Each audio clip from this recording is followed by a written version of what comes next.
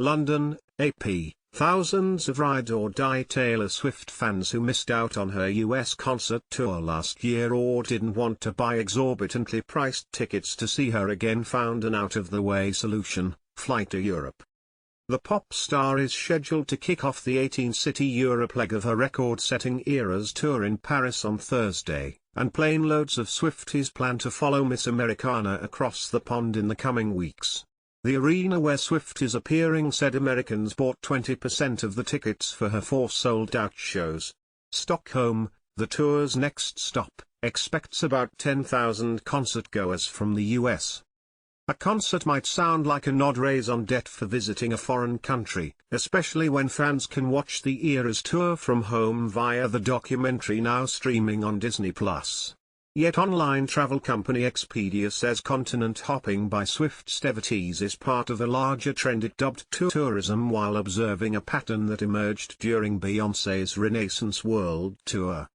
Some North American fans who plan to fly overseas for the Eras tour said they justified the expense after noticing that tighter restrictions on ticket fees and resales in Europe made seeing Swift perform abroad no more costly, and potentially cheaper, than catching her closer to home.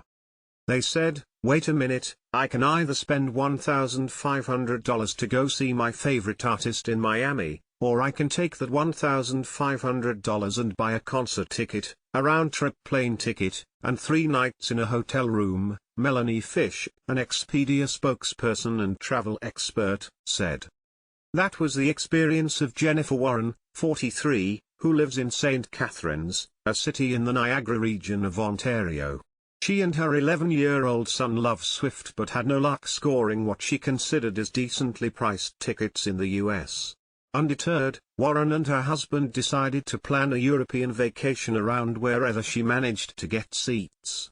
It turned out to be Hamburg, Germany. You get out, you get to see the world, and you get to see your favorite artist or performer at the same time, so there are a lot of wins to it, said Warren, who works as the Director of Research and Innovation for a mutual insurance company. The 3 VIP tickets she secured close to the stage, I would call it brute force dumb luck, cost €600, $646, each. Swift subsequently announced 6 November toured dates in Toronto, within driving distance of Warren's home. Absolute nosebleed seats already are going for $3,000 Canadian dollars, $2,194, on secondary resale sites like Viagogo, Warren said. Hardcore fans trailing their favorite singer or band on tour is not a new phenomenon. Groupie emerged in the late 1960s as a somewhat derogatory word for the ardent followers of rock bands.